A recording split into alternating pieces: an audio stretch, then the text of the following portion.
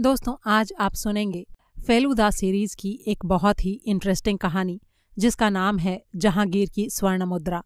कहानी का पूरा मजा लेने के लिए इसे एंड तक जरूर सुनें। तो आइए बिना देर किए कहानी शुरू करते हैं। हेलो, प्रदोष मित्तर हैं?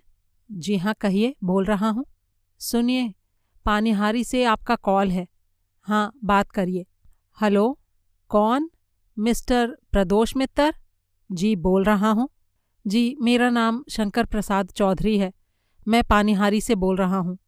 आप मुझे नहीं पहचानते, लेकिन मैं एक विशेष अनुरोध करने के लिए आपको फ़ोन कर रहा हूँ। जी, कहिए। मैं चाहता हूँ कि आप एक बार मेरे घर आएं। आपके घर पानिहारी में? जी हाँ, मैं यहीं रहता हूँ, गंगा के किनारे। हमारा 100 साल पुराना घर है। नाम है अमरावती। मैं आपके काम के बारे में अच्छी तरह जानता हूँ और आप 3 जने जो एक साथ घूमते फिरते हैं उसकी भी मुझे जानकारी है। मैं आप तीनों को ही आमंत्रित कर रहा हूँ। इस शनिवार को सुबह आइए, यही लगभग 10 के आसपास। रात को यहीं ठहरिए और फिर रविवार को लौटिए। क्या आप किसी मुश्किल में पड़ गए हैं? मतलब मेरे काम धंधे की तो जानकारी है ना आपको? कोई रहस्य वाली बात है क्या? अगर ऐसा ना होता मिस्टर मित्तर, तो मैं आपको बुलाता क्यों? लेकिन उस बारे में मैं आपको फ़ोन पर कुछ नहीं बता सकता। आप आएंगे तब बताऊंगा। और मेरे घर आकर आपको अच्छा ही लगेगा। मैं आपको बढ़िया इलिश मछली खिलाऊंगा। अगर वीडियो कैसेट पर फिल्म देखना चाहें तो वो भी दिखाऊंगा। और इसके अलावा आपके लिए दिमागी खुराक भी जुटाऊंगा। सोचना पड़ेगा। वैसे तो मेरे पास अभी कोई दूसरा काम नहीं है। तब तो फिर क्या सोच रहे हैं? फिर तो आ ही जाइए। लेकिन एक बात है, यहाँ मेरे अलावा भी कई लोग होंगे। पहले मैं किसी को आपका असली परिचय नहीं देना चाहता। इसकी एक खास वजह भी है। यानी आप मुझे भेष बदलकर आने के लिए कह रहे हैं। शायद उसकी ज़रूरत नहीं होगी मिस्टर मित्तर। आप फिल्मी अभिनेता तो हैं नहीं। मुझे विश्वास है कि जो लोग वहाँ होंगे वे चेहरे से आपसे परिचित नहीं होंगे। आप सिर्फ अपने तीनों के लिए 3 भूमिकाएं चुन लीजिए। कैसी भूमिकाएं चुनें, इसका सुझाव भी मैं दे सकता हूँ। कैसी भूमिकाएं? देखिए, मेरे परदादा बनवारी लाल चौधरी बड़े ही विचित्र व्यक्ति थे। उनके बारे में मैं बाद में बताऊंगा, लेकिन इतना कह सकता हूं कि उनकी जीवनी लिखने की खास ज़रूरत है। मान लीजिए कि आप उनके बारे में तथ्य इकट्ठे करने आए हैं। ठीक है, बहुत अच्छा।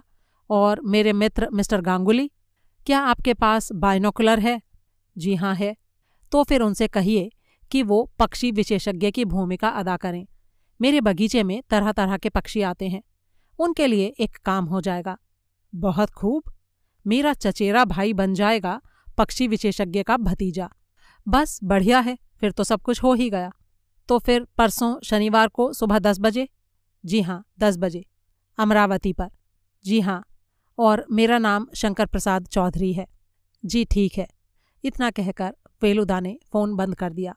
उन्होंने पूरी बात मेरे सामने दोहराई और फिर बोले, कुछ लोग ऐसे होते हैं जिनके स्वर में विश्वास जमाने वाला ऐसा भाव होता है कि उनका अनुरोध टालना बड़ा मुश्किल होता है। मैंने जवाब दिया, अरे भाई, टालना क्यों था? मुझे तो लग रहा है कि ये कोई क्लाइंट है। आखिर अपने काम धंधे पर भी तो ध्यान देना है कि नहीं? असल में फेलुदा में एक खास बात है। लगातार 1-2 केस कर लेते हैं तो कुछ दिन के लिए जासूसी छोड़कर कुछ दूसरा काम करने लगते हैं। और ये कुछ दूसरा काम पैसा कमाने के लिए नहीं, बल्कि शौक के लिए करते हैं। इन दिनों वो अपना शौक पूरा कर रहे हैं। आजकल उनको आदिम मानव के बारे में पढ़ने का शौक चल रहा है। अभी हाल ही में पूर्वी अफ्रीका के रिचर्ड लॉकर का एक इंटरव्यू पढ़कर उन्हें पता लगा है कि लॉकर के किसी आविष्कार के फलस्वरूप आदिम मनुष्य की उत्पत्ति का समय आंके गए समय से कई लाख साल पीछे से आंका जाना चाहिए। इन दिनों फेलुदा आदिम मानव और उसकी बंदर से पहले की अवस्था के बारे में पढ़ने में मशगूल हैं। 5 बार म्यूजियम, 3 बार नेशनल लाइब्रेरी और 1 बार चिड़ियाघर जा चुके हैं। एक दिन बोले, एक थ्योरी क्या कहती है पता है? कहती है कि मनुष्य का जन्म एक विशेष रंग के बंदर से हुआ है। उसे कहते हैं किलर एप, यानी खूनी लंगूर। और उसी की वजह से इंसान की नसों में एक हिंसा की प्रवृत्ति रह गई है, जो कि युद्ध, दंगा और खून खराबे के समय दिखाई पड़ती है। पानिहारी में इंसान की इस हिंसक प्रवृत्ति का नमूना देखने की उम्मीद उन्हें है या नहीं, ये तो मुझे पता नहीं, लेकिन इतना पता है कि बीच बीच में कलकत्ते से कुछ दिनों के लिए कहीं और जाना उन्हें अच्छा लगता है। अभी उसी दिन तो हम लोग लाल मोहन बाबू की गाड़ी में बर्धमान के रास्ते पर बना पांडवों का प्रसिद्ध ऐतिहासिक गुंबज और हिंदू मंदिर के ऊपर 16वीं शताब्दी में बनाई गई मुसलमानों की मस्जिद देख कर आए हैं। लाल मोहन बाबू के ड्राइवर साहब हरिपत बाबू 10 दिनों की छुट्टी लेकर गांव गए हुए थे, इसलिए गाड़ी फेलुदा को ही चलानी पड़ी। गाड़ी में लाल मोहन बाबू ने कहा, अरे भाई, मुझे सौंप तो दिया है एक जिम्मा, पकड़ा दिए बाइनोकुलर और दे दी 2 किताबें, लेकिन मैंने पूरे नीले आकाश में चिड़ियों और कौवे के अलावा किसी दिन कोई पक्षी देखा हो मुझे याद नहीं आता है। उनको जो 2 किताबें दी गई थीं उनमें एक सलीम अली की किताब थी इंडियन बर्ड्स और दूसरी थी अजय होम की बांग्लार पाखी। फेलुदा ने कहा, अरे चिंता की कोई बात नहीं, याद रखिएगा कि कौए को कार्माज स्प्लेंडेंस कहते हैं और चिड़ियों को पाशेर डोमेस्टिकास। हमेशा लैटिन नाम बोलने में जीभ को तकलीफ होगी, इसलिए इंग्लिश नामों का उपयोग भी कर सकते हैं। अगर पक्षी ना भी दिखें तो बीच बीच में बाइनोकुलर आंखों पर रख लेने से ही काम बन जाएगा। फिर मेरा कोई नाम भी तो होना चाहिए, लाल मोहन बाबू ने कहा। हाँ, है ना नाम, आप हैं भावतोष सिंह, आपका भतीजा प्रवीर और मैं सोमेश्वर राय। 8:45 बजे चलकर 10:05 पर हम शंकर प्रसाद चौधरी के घर अमरावती पहुंच गए। बंदूकधारी गोरखे ने गाड़ी देखते ही लोहे का फाटक खोल दिया। फाटक खोलने पर कैंच कैंच की आवाज आई। मकान की दक्षिण दिशा में फूलों का बगीचा था। बगीचे के बाद पेड़ पौधों के लिए शीशे का कमरा और उसके भी और आगे फलों का बगीचा। हम लोग रास्ते पर बिछाए गए छोटे छोटे पत्थरों पर चलकर मुख्य दरवाजे तक पहुंचे। मकान मालिक गाड़ी की आवाज़ सुनकर बाहर आकर खड़े हो गए थे। हम सबके उतरते ही बोले, वेलकम टू अमरावती। उनका कद मझोला, रंग साफ और उम्र यही कोई 50 के आसपास होगी। उन्होंने पाजामा और मलमल का कुर्ता पहना हुआ था, पैरों में लाल रंग के नागरी जूते और दाहिने हाथ में चुरुट। उन्होंने कहा, मेरा चचेरा भाई जयंत भी कल आया है, उसे भी दल में शामिल कर लिया है, अर्थात उसे आपका असली परिचय दे दिया है, लेकिन वो किसी और को नहीं बताएगा। क्या और लोग आ गए हैं? फेलुदा ने पूछा। जी नहीं, वे लोग शाम को आएंगे। चलिए कुछ देर आराम कर लीजिए और इसी बीच कुछ एक बातें भी हो जाएंगी। हम लोग मकान के पश्चिम की ओर बने विशाल बरामदे में आकर बैठ गए। सामने गंगा नदी बह रही थी। देखने से ही आंखों को बड़ा सुकून मिलता था। सामने दाहिनी ओर बना अमरावती का प्राइवेट घाट भी दिख रहा था। एक खंबे के नीचे बनी सीढ़ियों से उतरकर जाया जाए तो सीधे गंगा का निर्मल जल था। फेलुदा ने सवाल किया, क्या इस घाट को वापरते हैं? अजी वापरते हैं? मेरी काकी जी तो यहीं रहती हैं। वे रोज सुबह गंगा स्नान करती हैं। क्या वे इस मकान में अकेली रहती हैं? अकेली थोड़े ही, मैं भी तो पिछले 2 सालों से यहीं रह रहा हूँ। मैं टीटागढ़ में काम करता हूँ। कलकत्ता में एमहर्स्ट स्ट्रीट के घर की तुलना में ये मकान काफ़ी पास है। आपकी काकी जी की उम्र क्या है? 78 साल की हैं वो। हमारा पुराना नौकर अनंत उनकी देखभाल करता है। वैसे तो उनका स्वास्थ्य अच्छा ही है, लेकिन कुछ दिन पहले मोतियाबिंद का ऑपरेशन कराना पड़ा है। काफ़ी दांत भी गिर गए हैं और थोड़ा सठियासी गई हैं। नाम भूल जाती हैं, खाना भूल जाती हैं, आधी रात को बैठकर कूटने लगती हैं। ये सब क्या है? नींद तो वैसे भी नहीं आती। रात को ज़्यादा से ज़्यादा 2 घंटा सोती होंगी। असल में 4 साल पहले काका के मरने के बाद वो कलकत्ते में नहीं रहना चाहती थीं, लेकिन यहाँ पर भी उनका रहना काशीवास की तरह ही है। तभी बैरा चाय और मिठाई की ट्रे ले आया। शंकर बाबू बोले, खाते खाते दोपहर का 1-1:30 बज जाएगा, इसलिए आप लोग प्रेमपूर्वक मिठाई खाइए। ये मिठाई कलकत्ते में नहीं मिलेगी। चाय का कप हाथ में लेकर फेलुदा ने एक चुस्की ली और बोले, हमारे असली और नकली दोनों ही रूपों से आप तो परिचित हैं। अब अगर आपका भी परिचय मिल जाता तो अच्छा रहता। ये पूछना अभद्रता तो नहीं होगी कि आप क्या करते हैं? अजी बिल्कुल नहीं। आपको बुलाया है तो सारी बातें खुलकर करने के लिए ही तो बुलाया है, नहीं तो आप अपना काम कैसे कर पाएंगे? सीधे सादे शब्दों में कहूँ तो मैं हूँ एक व्यापारी। अब ये तो आप समझ ही रहे होंगे कि अगर इतने बड़े मकान की देखरेख अच्छी तरह से करवाता हूँ तो हमारा धंधा अच्छी तरह ही चल रहा होगा। क्या आपका ये व्यापार खानदानी है? फेलुदा ने पूछा। जी नहीं, ये मकान बनवाया था मेरे परदादा बनवारीलाल चौधरी ने, यानी जिनकी जीवनी मैं लिखने वाला हूँ वही। जी हाँ। वो थे रामपुर के बैरिस्टर। खूब पैसा कमाकर जीवन के आखिरी सालों में कलकत्ता आ गए थे। यहाँ आकर उन्होंने ये घर बनवाया। वो यहीं रहते थे और यहीं उनकी मृत्यु हुई। मेरे दादाजी भी बैरिस्टर थे, लेकिन उनका कामकाज मेरे परदादा की तरह नहीं था। इसके 2 कारण थे, जुआ और शराब, जिसके कारण चौधरी परिवार की हालत कुछ खराब हो गई थी। घर में बनवारी लाल की कुछ कीमती संपत्ति थी। उस सब के बारे में बाद में बताऊंगा। उनमें से कुछ मेरे दादाजी ने बेच दी। व्यापार शुरू किया मेरे पिता ने, और उससे वंश की नींव कुछ मजबूत हुई। उसके बाद आया मैं, और आपका चचेरा भाई भी। फेलुदा ने टोका। जी, जयंत ने व्यापार नहीं किया। वो एक इंजीनियरिंग फर्म में काम करता है। उसका काम अच्छा ही है, लेकिन सुना है आजकल क्लब में जाकर जोकर खेलता है। दादाजी का यही एक गुण उसे मिला है। वो मुझसे 5 साल छोटा है। इस बीच फेलुदा ने पॉकेट से अपना माइक्रो कैसेट निकालकर चालू कर दिया।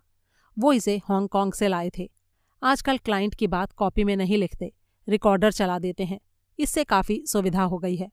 शंकर बाबू ने आगे कहा, आत्मियों की तो चर्चा हो गई, अब बिना आत्मियों की भी कुछ बात कर ली जाए। फेलुदा ने कहा, उससे पहले मैं आपसे एक सवाल पूछ लूं। आपके माथे पर लगा चंदन का टीका फैलकर थोड़ा उतर सा गया है। इसका मतलब? अजी, इसका मतलब कुछ नहीं। आज मेरी सालगिरह है और टीका लगाया है काकी जी ने। सालगिरह है? क्या इसीलिए आपने मेहमानों को बुलाया है? अजी, मेहमान क्या, बस 3 ही जन हैं। पिछले साल 50वीं सालगिरह पर भी इन्हीं 3 जनों को बुलाया था। सोचा था बस 50वीं सालगिरह मनाऊंगा, लेकिन एक खास कारण से इस बार भी मना रहा हूँ। आप समझ ही रहे होंगे, इस घर में जो एक बार आया उसे दोबारा आने में कोई आपत्ति नहीं होगी। और इस दूसरी बार का क्या कारण है? फेलुदा ने सवाल किया। शंकर बाबू कुछ देर सोचते रहे, फिर बोले, अगर चाय पीकर आप एक बार मेरे साथ दूसरी मंजिल पर चलते तो अच्छा होता, मेरी काकी जी के कमरे में। तब बाकी की घटना आप आसानी से समझ पाएंगे और मैं भी ठीक तरह से आपको समझा सकूंगा। चाय पीकर हम लोग ऊपर चले गए। सीढ़ियों तक जाने के लिए बैठक से होकर निकलना पड़ता था। यहाँ ये बता दूं कि ऐसा सुंदर कीमती सामान, कारपेट, मखमल के पर्दे, शैंडलियर, सफ़ेद पत्थर की मूर्तियाँ, सब मिलाकर ऐसी चमक दमक वाली बैठकें मैंने अपनी ज़िंदगी में कम ही देखी हैं। सीढ़ियाँ चढ़ते चढ़ते फेलुदा ने पूछा, आपकी काकी के अलावा दूसरी मंजिल पर और कौन रहता है? काकी जी तो उत्तर की तरफ रहती हैं और मैं खुद दक्षिण की तरफ। जयंत जब भी आता है दक्षिण की तरफ के ही एक कमरे में ठहरता है। दूसरी मंजिल पर पहुंचते ही काकी जी का कमरा था, खूब बड़ा सा, लेकिन किसी तरह की कोई चमक दमक नहीं। पश्चिम की तरफ बने दरवाजे के बाहर से आ रहे प्रकाश और मंद मंद वायु के झोंकों से इतना तो समझ में आया कि उसी तरफ गंगा नदी थी। दरवाजे के पास ही चटाई पर बैठे हुए वो वृद्धा माला जप रही थीं। पास ही एक खलबट्टा रखा हुआ था, एक पानदान और एक मोटी सी किताब पड़ी थी। ये निश्चय ही रामायण या महाभारत होगी। सामान के नाम पर एक चारपाई और एक छोटी सी अलमारी। कमरे में घुसते ही काकी जी ने सिर उठाकर चश्मे के भीतर से हमारी ओर देखा। शंकर बाबू ने कहा, कलकत्ते से कुछ मेहमान आए हैं, इसीलिए कब्र में पैर लटकाए बैठी इस बुढ़िया को दिखाने लाए हो। हम तीनों ने आगे बढ़कर प्रणाम किया तो वृद्धा बोली, अरे भैया, तुम सबका परिचय जानकर क्या करूंगी, नाम तो याद रहते नहीं, कभी कभी तो अपना भी नाम भूल जाती हूँ। बस यहाँ बैठे बैठे दिन काट रही हूँ। आप लोग इधर आइए, शंकर बाबू ने कहा, और उनकी आवाज़ सुनकर वृद्धा फिर से बुड़ कर माला जपने लगी। अब हमने देखा कमरे के दूसरे किनारे पर चारपाई के पास एक बहुत बड़ी पेटी रखी है। पॉकेट से चाबी निकालकर पेटी खोलते हुए शंकर बाबू ने कहा, अब मैं आप लोगों को जो चीज़ दिखाऊंगा वो है हमारे परदादा की संपत्ति। जब वो रामपुर में थे तब बहुत से नवाब और ताल्लुकदार उनके क्लाइंट थे। ये उन्हीं की दी हुई सौगातें हैं। इनमें से बहुत सी मेरे दादा ने मुश्किल में पड़कर बेच दी थी, लेकिन फिर भी कुछ संपत्ति बची रह गई है। जैसे ये देखिए। शंकर बाबू ने एक थैली खोली और हथेली फैलाकर उसके ऊपर उलट दी। झन-झन की आवाज़ हुई और कुछ एक गोल मेडल हथेली पर आ गिरे। ये है जहांगीर के ज़माने की स्वर्ण मुद्रा। ये देखिए, हरेक के बीच में एक राशि चक्र खुदा हुआ है। ये चीज़ एकदम रेयर है। फेलुदा ने सवाल किया, अगर ये राशि चक्र है तो 11 क्यों? वो तो 12 होने चाहिए ना। इनमें से एक मिसिंग है। हम सब एक दूसरे की तरफ देखने लगे। शंकर बाबू ने कहा, और भी चीज़ें हैं, वो सारी इस आइवरी बॉक्स में हैं। सोने के ऊपर माणिक जड़ा नस्सी का एक इटालियन बॉक्स है। एक मुगलकालीन सुरा पात्र है जिसमें जेड और पन्ना जड़ा हुआ है, अंगूठी, लॉकेट। लेकिन वो सब आप लोग शाम को सबके सामने देखिएगा, अभी नहीं। इसकी चाबी आपके पास ही रहती है? फेलुदा ने पूछा। जी हाँ, मेरे ही पास रहती है।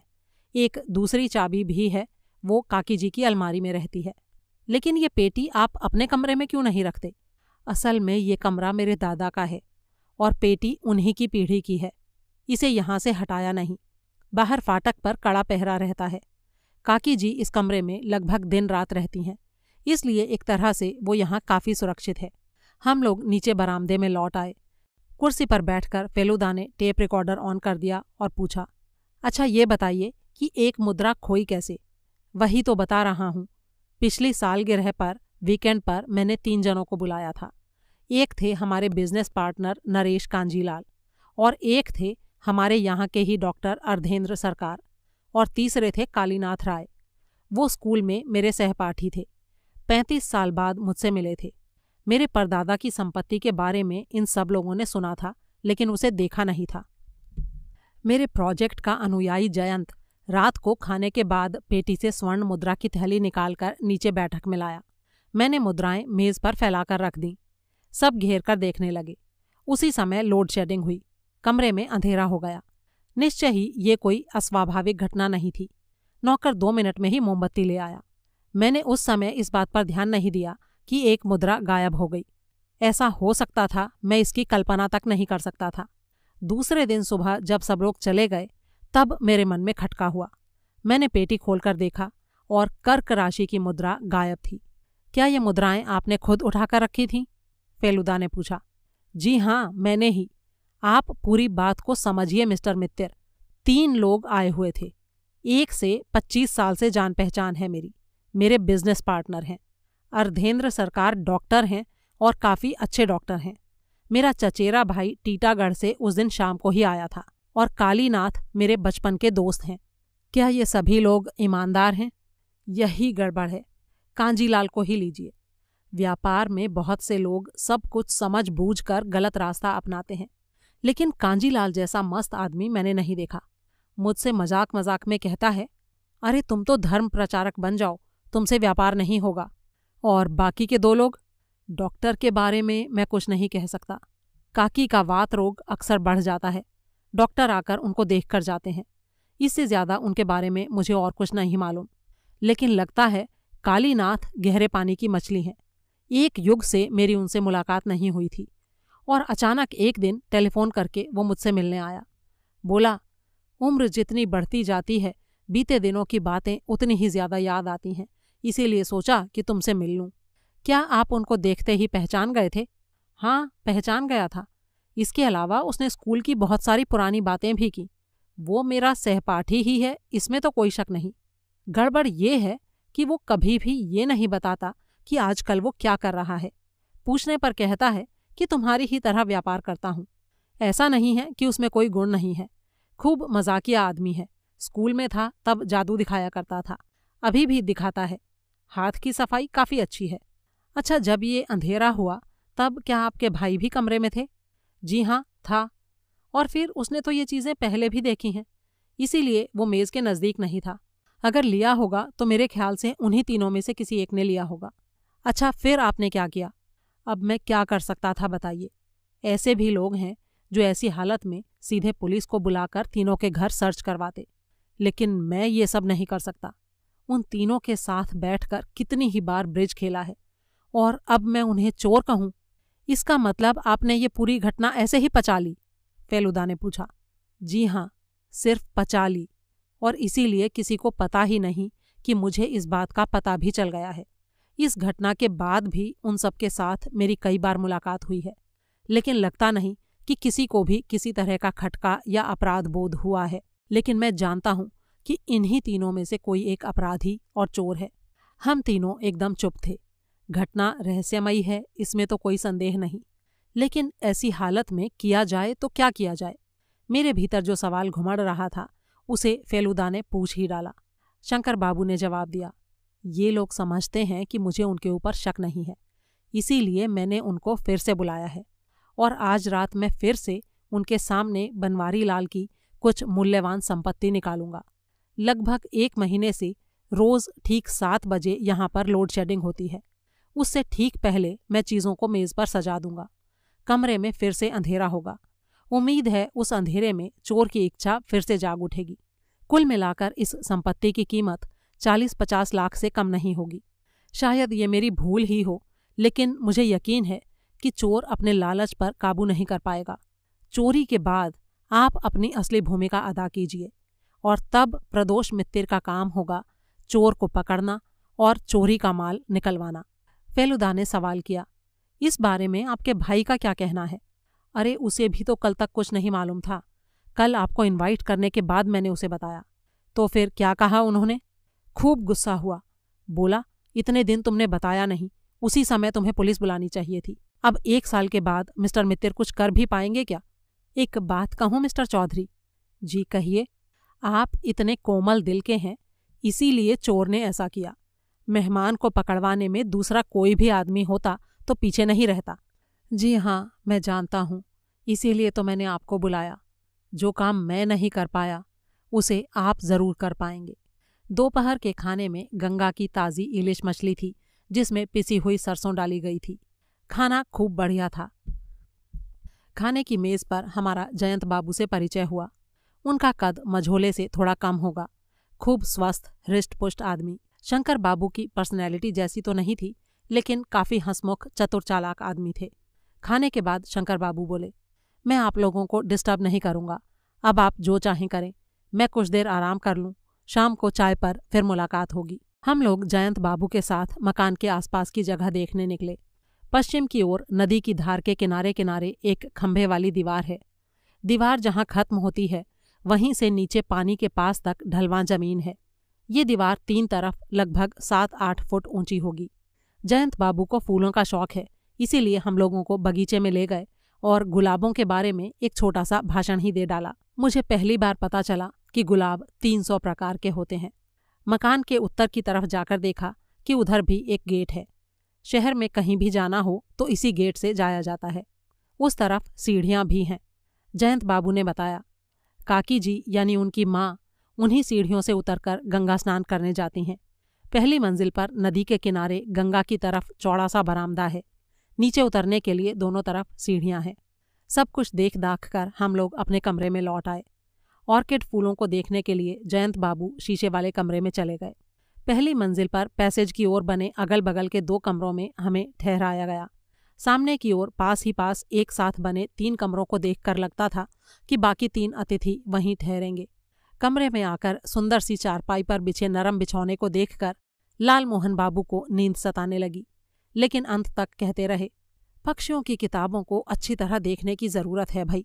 न चाहते हुए भी मैंने फेलुदा से एक सवाल किया, अच्छा एक बात बताइए दा, 1 साल पहले जिस आदमी ने चोरी की थी, अगर वो फिर चोरी ना करे तो तुम चोर को पकड़ोगे कैसे? फेलुदा ने कहा, इन तीनों सज्जनों को अच्छी तरह से देखे सुने बिना ये बताना मुश्किल है।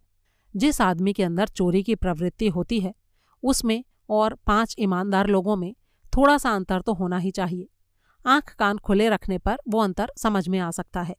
शाम को एक के बाद एक 2 गाड़ियों की आवाज़ सुनते ही मैं समझ गया कि मेहमान आ गए हैं। बरामदे में बैठकर हमने चाय पी और फिर मेहमानों से परिचय कराने के लिए शंकर बाबू खुद हमें ले गए।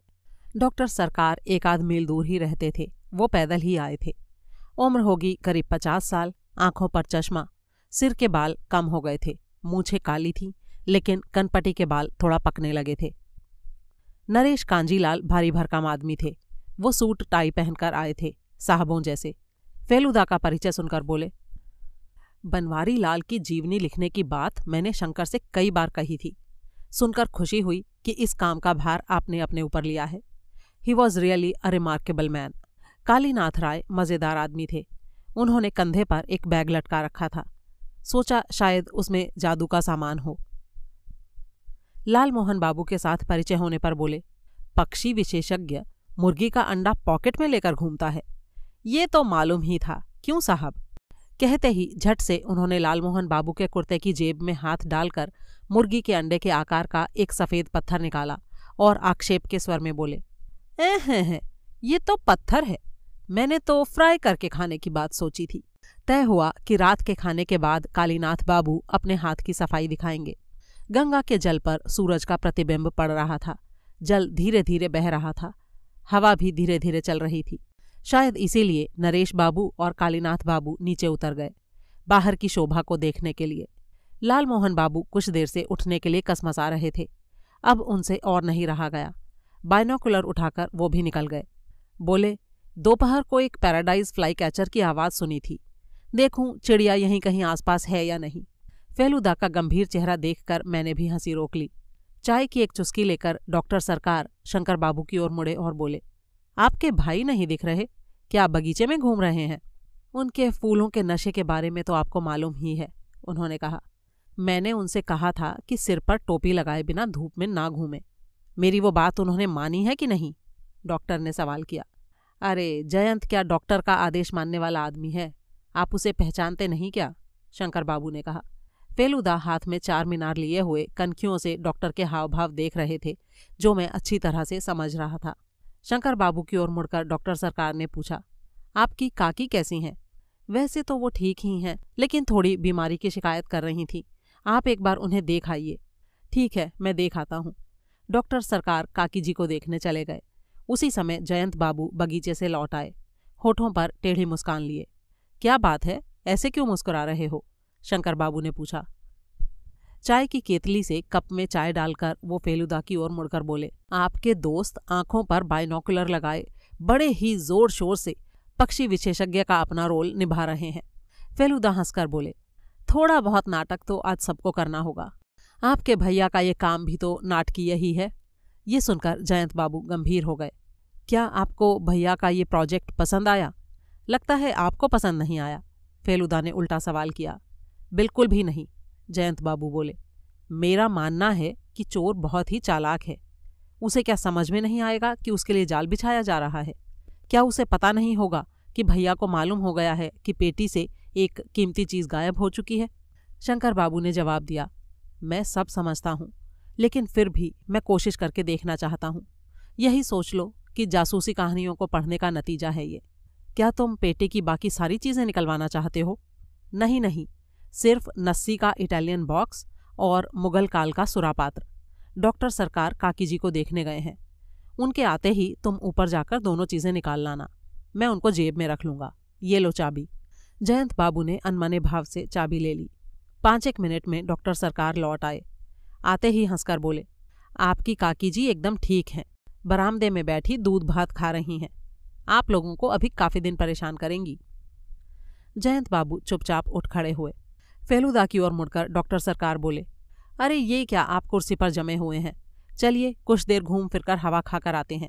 ऐसी हवा कलकत्ते में नहीं मिलेगी आपको। शंकर बाबू सहित हम चारों सीढ़ी से नीचे उतर गए। बाईं तरफ नजर उठी तो देखा कि लालमोहन बाबू बगीचे के बीच में एक सफ़ेद पत्थर की मूर्ति के पास खड़े बाइनोकुलर लगाए हुए इधर उधर देख रहे हैं।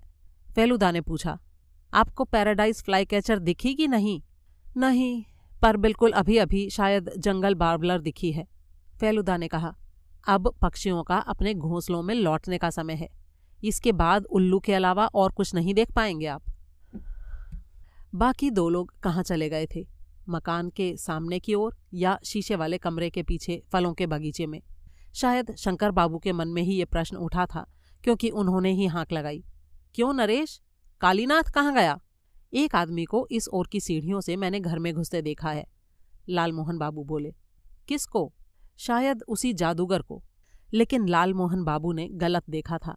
घर से जो निकले वो कालीनाथ बाबू थे, नरेश कांजीलाल नहीं। वो बोले, शाम को तापमान एकदम कम हो जाता है, इसीलिए दुशाला ले आया। और कालीनाथ कहाँ हैं? शंकर बाबू ने पूछा। वो तो बगीचे में आते ही अलग हो गए थे। कह रहे थे सूखे हुए फलों को ताज़ा करने का एक जादू दिखाएंगे, इसीलिए। मिस्टर कांजीलाल की बात पूरी नहीं हो पाई, क्योंकि उसी समय बूढ़े नौकर अनंत की चीख सुनाई पड़ी, भैया जी! अनंत गंगा की तरफ वाली सीढ़ियों से जल्दी जल्दी उतरता हुआ हमारी ओर आया। क्या बात है अनंत? छोटे भैया दूसरी मंजिल पर बेहोश पड़े हैं। दूसरी मंजिल पर पहुंचते ही एक और काकी जी का कमरा था, ये पहले ही मैं बता चुका हूँ। जयंत बाबू उसी कमरे की चौखट के बाहर करीब 3-1 हाथ दूरी पर बेहोश पड़े थे। उनके सिर के बीचों बीच पीछे की ओर फर्श पर कुछ खून की बूंदें पड़ी हुई थीं। डॉक्टर सरकार बड़ी तेजी से सीढ़ियां चढ़कर सबसे पहले वहां पहुंचे और उनकी नाड़ी देखने लगे। फेलुदा भी उसी समय पहुंचे और जयंत बाबू के घुटनों के पास बैठ गए। उनका चेहरा गंभीर हो उठा और माथे पर चिंता की लकीरें उभर आईं। धीमे स्वर में शंकर बाबू ने प्रश्न किया, क्या लग रहा है? नाड़ी थोड़ी धीमी है, डॉक्टर ने कहा। और सिर की चोट? वो लग रहा है गिरने से लगी है। इस वक्त बिना टोपी लगाए धूप में घूमना खतरनाक है।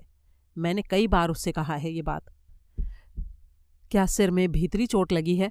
जांच किए बिना कुछ भी कहना मुश्किल है, और आज तो मैं अपने साथ कोई उपकरण वगैरह भी नहीं लाया हूँ। मेरे ख्याल से एक बार अस्पताल ले जाएं तो ज़्यादा अच्छा रहेगा।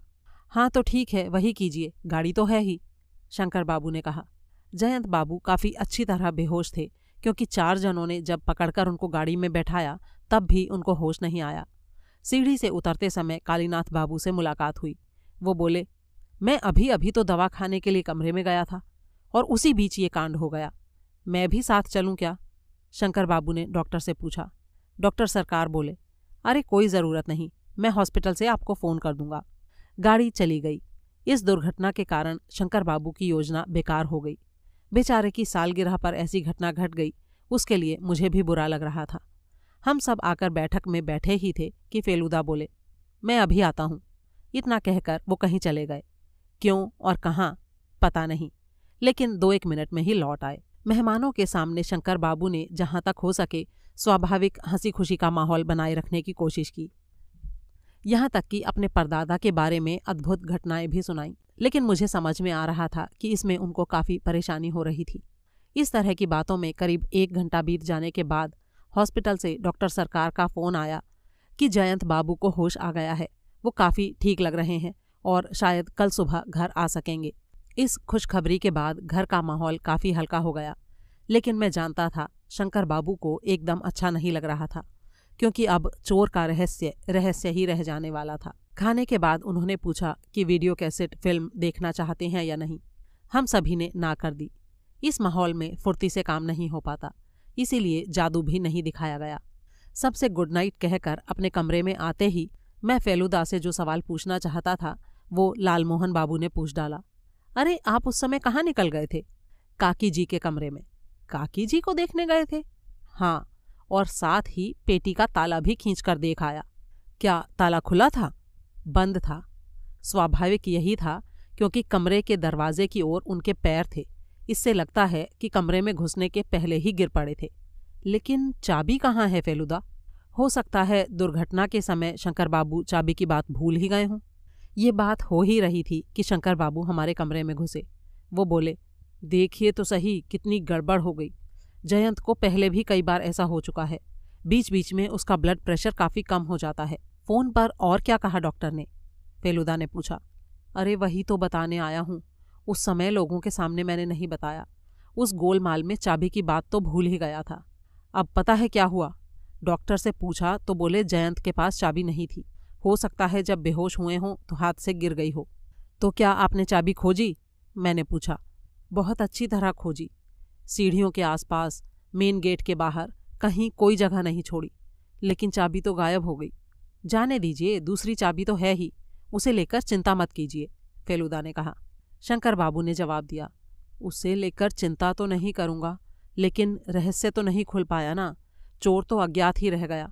मैंने सोचा था आपको ये रहस्य खोलने का मौका मिलेगा, लेकिन वो भी नहीं हो पाया। फेलुदा ने मजाकिया स्वर में कहा, अरे तो क्या हुआ, यहाँ आकर फ़ायदा ही हुआ ना। एक तो ऐसा बढ़िया मकान, दूसरे आपका इतना बढ़िया आतिथ्य सत्कार। जाते समय शंकर बाबू कह गए कि सुबह 6:30 बजे चाय भेजेंगे और 8 बजे नाश्ता। लालमोहन बाबू ने सवाल किया, क्या ये हत्या का प्रयास था? मिस्टर कांजीलाल और मिस्टर मैजिशियन दोनों ही घर में घुसे थे, लेकिन हत्या की क्या ज़रूरत? काम तो केवल बेहोश करके भी किया जा सकता है। कौन सा काम?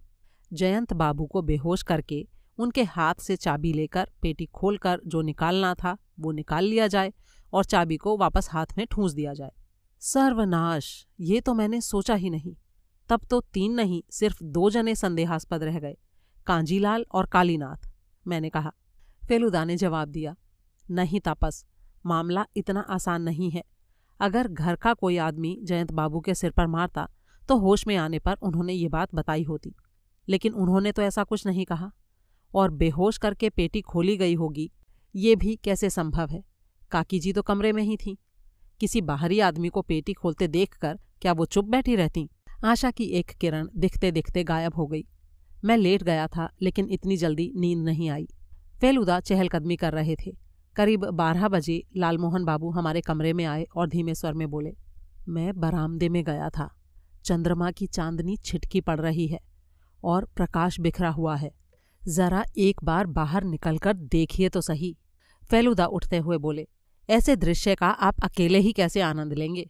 ऐसा थोड़ी होने देंगे हम। आते हैं हम भी। बाहर जाकर देखा तो लगा ये तो दिन के दृश्य से भी कहीं ज्यादा सुंदर था। हल्का कुहासा छाया हुआ था और नदी लगभग अदृश्य हो गई थी। गंगा के जल पर चांद की किरणें धीरे धीरे हिलोरे ले रही थीं। झिंगुरों का कोलाहल, पद्म फूल की महक, सब कुछ मिलाकर सचमुच ही अमरावती जैसा माहौल था। फेलुदा कुछ देर तक त्रयोदशी के चांद की तरफ देखते रहे, फिर बोले, आदमी चांद की मिट्टी तक खेल आया है, लेकिन इसका आनंद कभी भी खत्म नहीं कर पाएगा। लालमोहन बाबू बोले, चांद पर एक बहुत बढ़िया कविता है, आपके एथेनियम इंस्टीट्यूशन के उन्हीं बांग्ला शिक्षक ने लिखी है। बैकुंठ मल्लिक। इस सड़े हुए देश के लोगों से रिकॉग्निशन नहीं मिला, लेकिन आप कविता सुनिए। तुम भी सुनो तापस। अब तक हम लोग धीमे स्वर में बातें कर रहे थे, लेकिन कविता सुनाते हुए लालमोहन बाबू की आवाज खुद ब खुद तेज हो गई।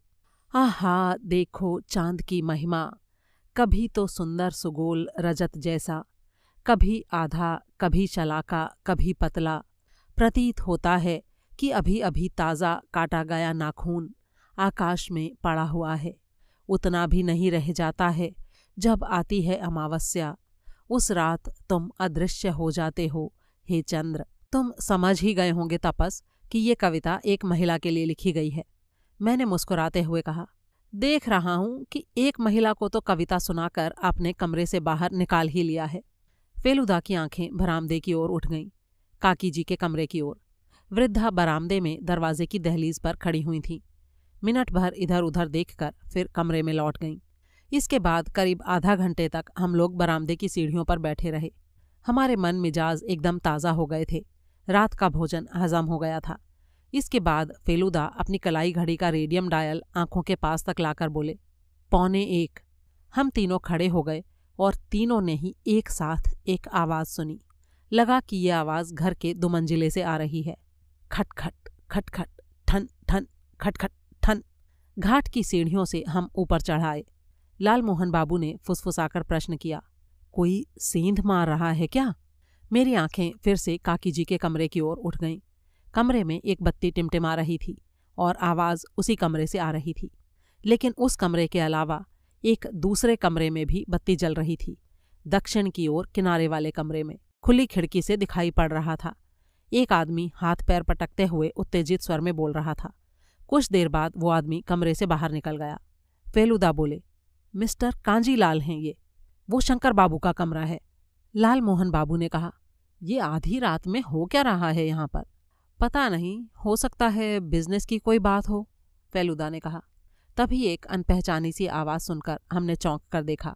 आप लोगों को भी नींद नहीं आ रही क्या? ये मैजिशियन कालीनाथ बाबू थे। वो सीढ़ियों से उतर कर आए। खटखट की आवाज़ अब भी आ रही थी। कालीनाथ बाबू उसी ओर मुड़ गए। ये कैसी आवाज़ आ रही है, समझ रहे हैं? फेलुदा ने पूछा। खलबट्टे की है क्या? जी हाँ, इतनी रात गए वो वृद्धा कूटने बैठी हैं। ये आवाज़ मैंने पहले भी सुनी है। इतना कहकर माचिस की एक तीली जलाकर हाथ में सिगरेट पकड़कर फेलुदा की ओर तीखी नज़रों से देखकर बोले, बनवारी लाल की जीवनी लिखने के लिए जासूस की ज़रूरत क्यों पड़ी? मैं भौंचक्का खड़ा रह गया। लालमोहन बाबू का मुंह भी खुला रह गया। फेलुदा हल्की सी हंसी हंसकर बोले, आखिरकार एक आदमी मेरा असली परिचय जानता है, ये जानकर अच्छा लगा। क्यों नहीं जानूंगा मिस्टर मित्तर, इस ब्राह्मण ने कई घाट का पानी पिया है। बहुत कुछ देख सुनकर आंख कान दोनों खुल गए हैं मेरे। फेलुदा ने उन्हें नजरें गड़ाकर देखते हुए पूछा, आप पहेलियां ही बुझाएंगे या साफ साफ कुछ बताएंगे भी? साफ बात कितने लोग कर पाते हैं मिस्टर मित्तर? ज्यादातर तो मुंह देख ही करते हैं। और दुख की बात यह है कि मैं भी उसी वर्ग में आता हूं। आप जासूस हैं, साफ बात कहने का काम आपका है। लेकिन फिर भी आपसे एक बात कहना चाहता हूं, यहां आकर अपने पेशे की बात आप भूल जाइए। अमरावती में आए हैं, 2 दिन गंगा की हवा खाकर चले जाइए, वरना मुश्किल में पड़ सकते हैं। आपके उपदेश के लिए धन्यवाद। कालीनाथ बाबू अपने कमरे में लौट गए। धीमे स्वर में लालमोहन बाबू ने कहा, मालूम होता है इस आदमी को बहुत कुछ पता है। एक बात तो मालूम हो ही सकती है, फेलुदा ने कहा। और वो क्या? ये कि चोरी किसने की थी। जिसने की थी वो तो उनके पास ही खड़ा था। मैंने कहा, लेकिन चोरी तो शायद उन्होंने ही की हो। हाथ की सफाई जानते हैं भाई। एग्जैक्टली, फेलुदा ने जवाब दिया। अगले दिन सुबह 6:30 बजे जब बेड टी मिली तो मेरी नींद टूटी। लेकिन फेलुदा को देखकर लगा कि वो काफ़ी देर से जाग रहे हैं। पूछने पर बोले, सिर्फ जागा ही नहीं हूं, इस बीच एक चक्कर भी लगा आया हूं। कहाँ का चक्कर? शहर का। और क्या देखा शहर में? ये मत पूछो कि क्या देखा, पूछो कि क्या नहीं देखा। क्या मतलब? इतना समझ गया हूं कि पानीहारी आना बेकार नहीं हुआ। तभी लालमोहन बाबू ने आकर बताया कि इतनी गहरी नींद उन्हें बहुत दिनों बाद आई। फेलुदा ने कहा, काकी जी नहीं उठी, ये देखकर शायद ये भी गहरी नींद सो गए। मैंने सवाल किया, आपको कैसे पता? मैंने अनंत से पूछा था। उसने बताया कि काकी जी अभी गंगा स्नान करने नहीं गई हैं। वैसे तो सुबह 6 बजे से पहले ही कर आती हैं रोज। हम तीनों बरामदे में जाकर बैठ गए। 10 मिनट में शंकर बाबू भी आ गए, नहा धोकर एकदम फिटफाट। फेलुदा ने उनसे कहा, मुझे पहचान लिया गया है मिस्टर चौधरी। आपके बचपन के दोस्त मुझे पहचान गए हैं। क्या वाकई? जी हाँ, आपने ठीक ही कहा था, वो गहरे पानी की मछली ही हैं। तो फिर आपकी क्या राय है मिस्टर मित्तर? आपका परिचय दे दूं उनको? लेकिन साथ ही आपको ये बताना होगा कि आपने मुझे क्यों बुलाया है। यानी इतने दिनों तक जो बात दबाकर रखी थी वो उन्हें बतानी होगी। शंकर बाबू के माथे पर एक बार फिर चिंता की रेखाएं उभर आईं। 5 मिनट भी नहीं बीते होंगे कि कालीनाथ बाबू और कांजीलाल बरामदे में आ गए और उसी वक्त बाहर एक गाड़ी की आवाज़ सुनाई पड़ी। हम चारों मुख्य दरवाजे के सामने आकर खड़े हो गए। लाल क्रॉस वाली एक काली एम्बेसडर गाड़ी से जयंत बाबू और डॉक्टर सरकार उतरे। जयंत बाबू के सिर के पीछे के कुछ बाल काटकर उन पर प्लास्टर लगाया गया था। जयंत बाबू ने उतरते ही अपने भैया से माफ़ी मांगी। वेरी सॉरी, तुम्हारी सालगिरह पर ऐसा हो गया। असल में प्रेशर थोड़ा।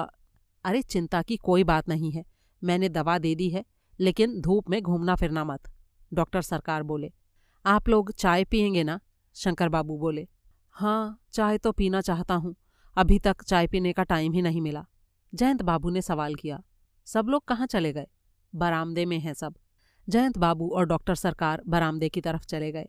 फेलुदा की तरफ मुड़कर शंकर बाबू बोले, चलिए सब एक साथ बैठते हैं। जी नहीं, रुकिए, पहले एक काम पूरा करना है। फेलुदा ने ये बात थोड़ा तेज स्वर में कही थी। कौन सा काम? शंकर बाबू ने हैरान होकर पूछा।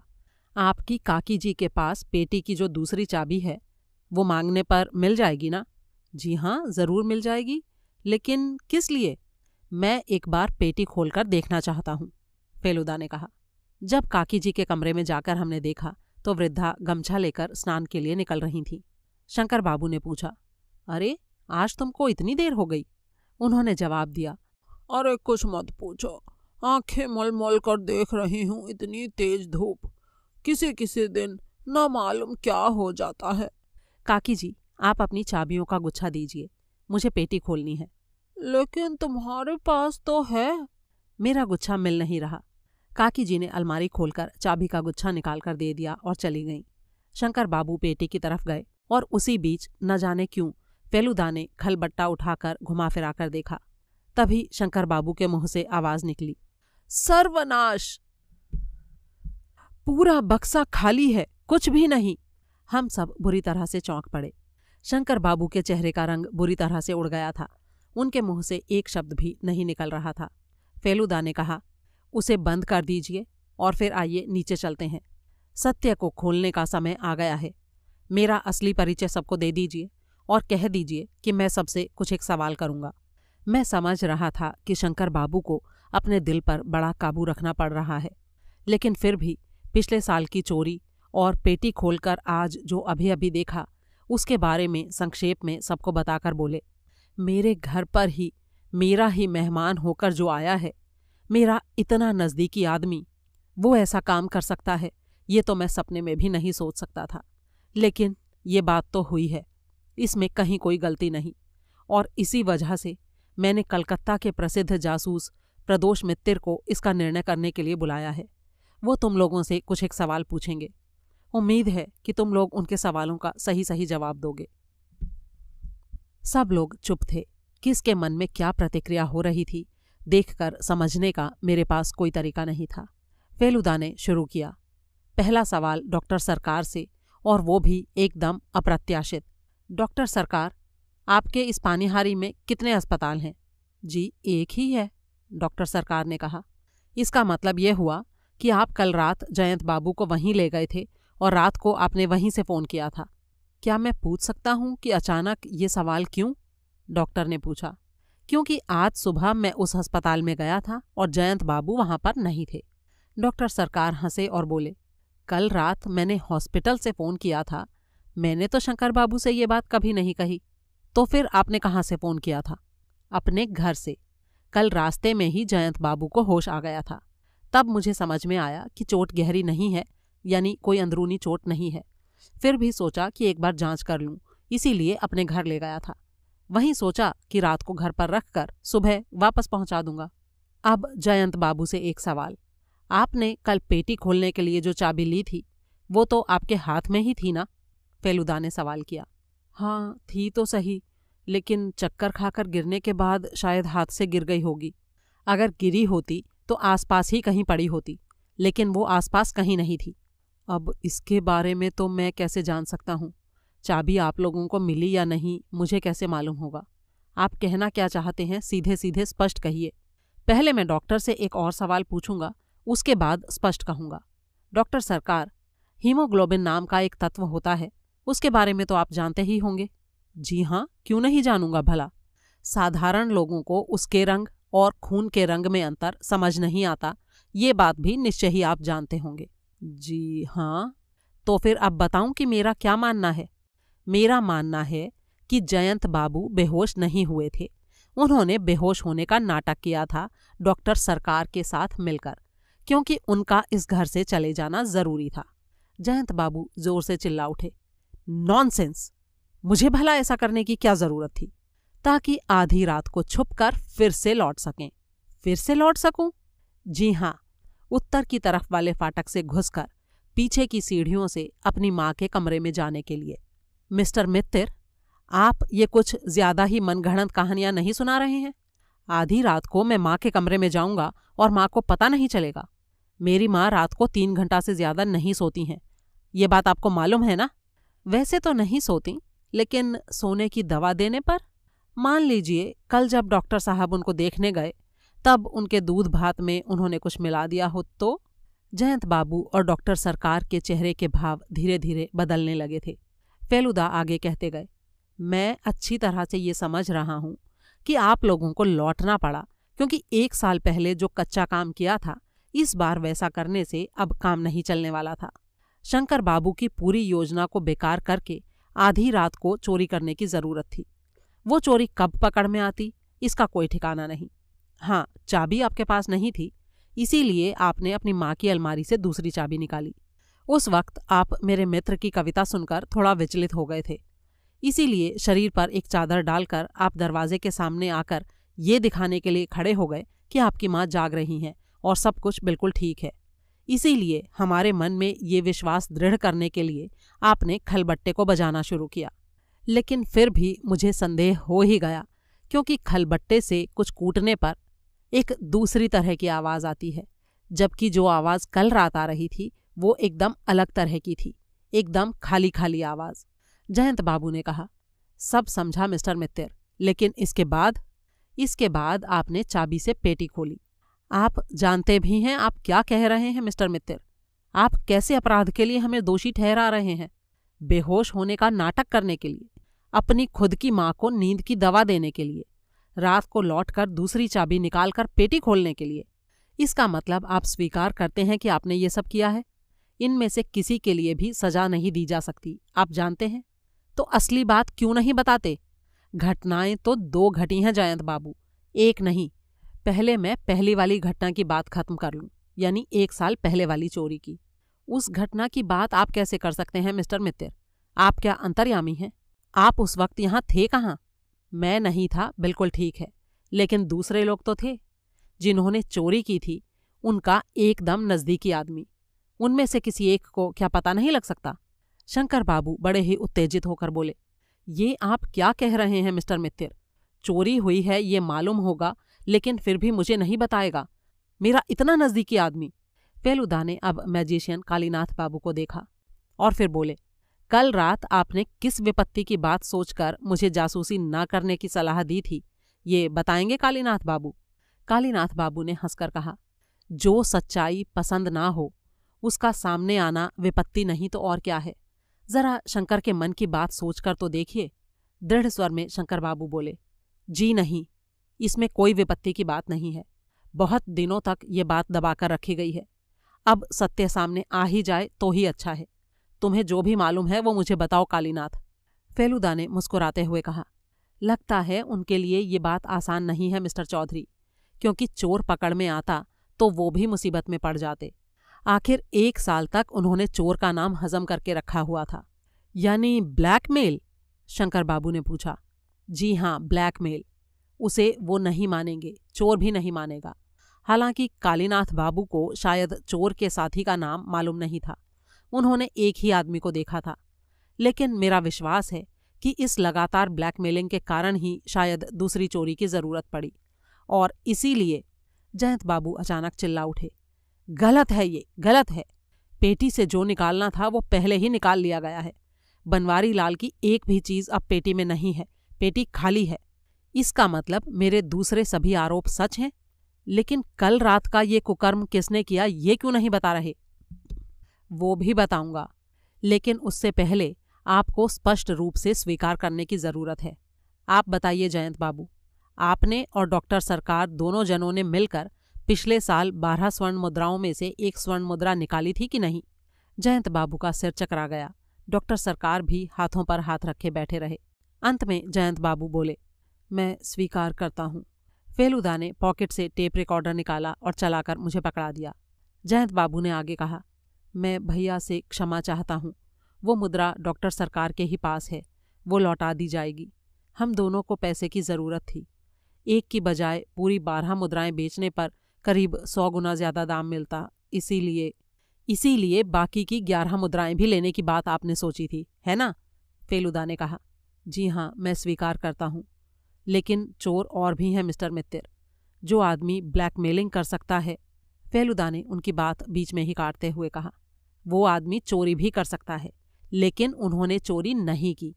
तो फिर किसने की चोरी? शंकर बाबू ने सवाल किया। उनको चुराया है प्रदोष मित्तर ने। इतना कहकर बाकी सारा माल फेलुदा ने अपने कमरे से लाकर मेज पर रख दिया। सब भौंचक्के रह गए। फेलुदा ने कहा, ये रही बनवारी लाल की बाकी की संपत्ति।